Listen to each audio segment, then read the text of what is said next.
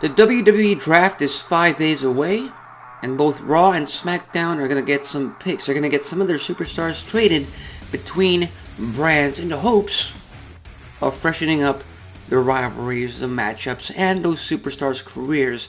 Because some of the superstars currently on each brand, they've kind of done everything they have been able to do with the current roster that they've been playing with. So with that said, tonight is Monday Night Raw, so let's talk about some SmackDown superstars who, in my opinion, should be traded over to Monday Night Raw in hopes of freshening up their careers, their WWE careers. And obviously, if you clicked on this video, then you know that the thumbnail has Drew McIntyre on it.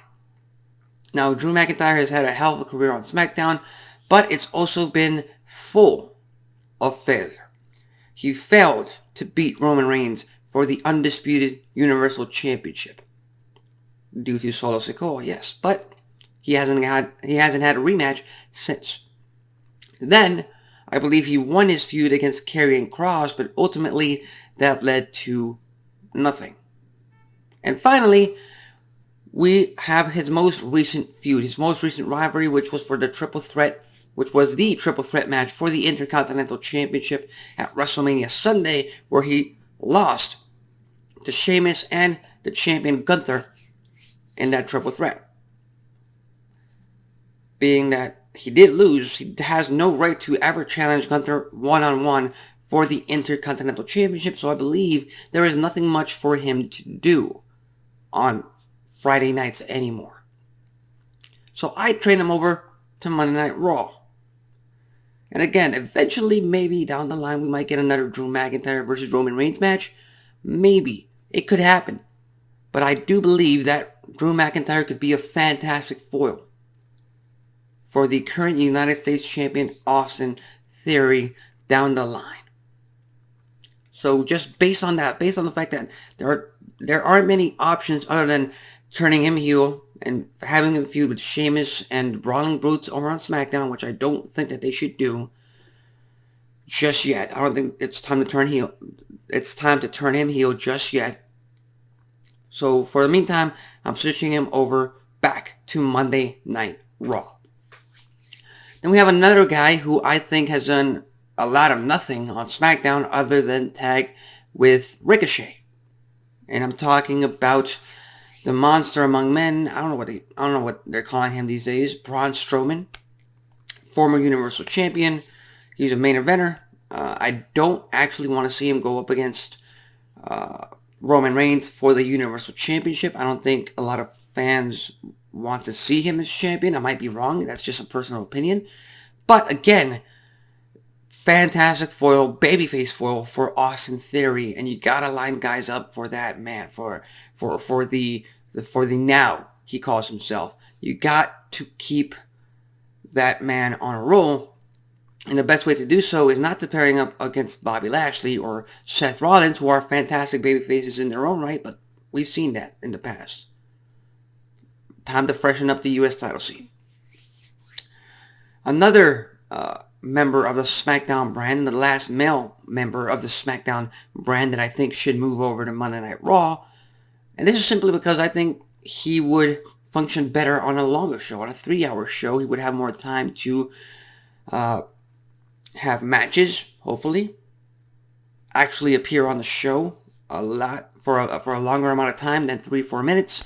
Of course, I'm talking about L.A. Knight. Yeah. Now, he's currently on a losing streak. I believe he's only won 2 matches and lost like 15 plus in 2023. A lot of fans are resenting that. They're online, they're on social media, they're on the IWC just asking, begging, demanding WWE switch that entire strategy of having him in a losing streak and maybe turning him onto the Monday Night Raw, the A show, the entertainment show. LA Knight is entertaining, ladies and gentlemen. That could be a fantastic move for him going forward.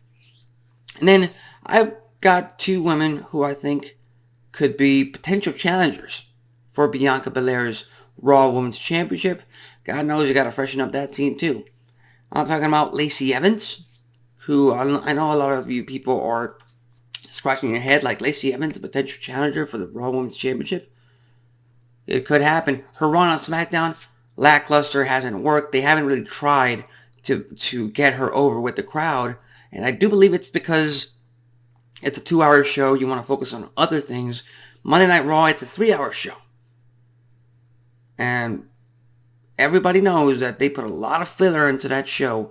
And some of that filler could be used to put Lacey Evans over with the crowd with her current gimmick.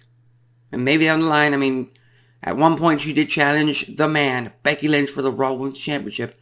We could get back to that. And the EST needs new challengers. And speaking of new challengers, the one-on-one singles match that I want to see personally, because I think it would be a fantastic matchup, athletic as hell, and all around the in-ring technician aspect of it would be fantastic.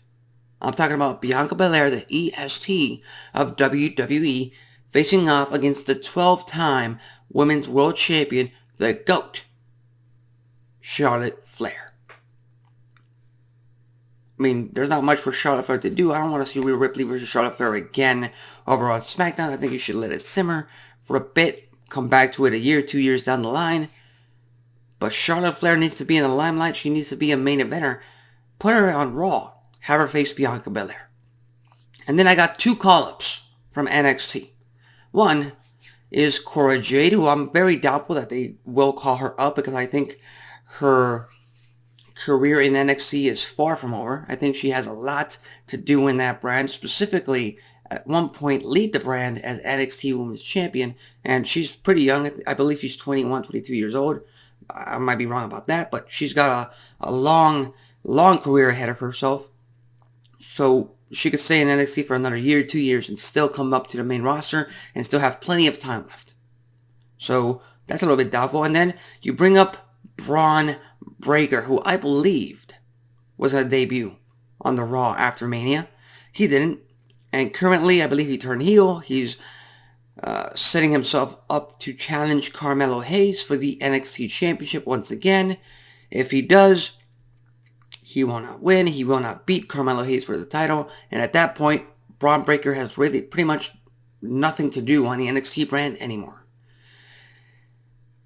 And you bring him up to Monday Night Raw as a babyface and have him challenge and eventually dethrone Austin Theory for the United States Championship. That's just some future booking, dream booking from my part. But those are my main bookings, my main trade between SmackDown from the SmackDown roster over to Monday Night Raw. I believe every single superstar I mentioned could benefit from moving over to the 3-hour Raw show. But again, Friday Night SmackDown, we get night 1 of the draft. We're just going to have to wait and see what goes down then. So with that said, leave your thoughts, comments, and predictions on what might happen on the draft. Who do you think will get traded? Who do you think needs to get traded on this upcoming draft? So with that said, I'm Alexis Carrillo. This has been Wrestling Talk, and I'll see you next time.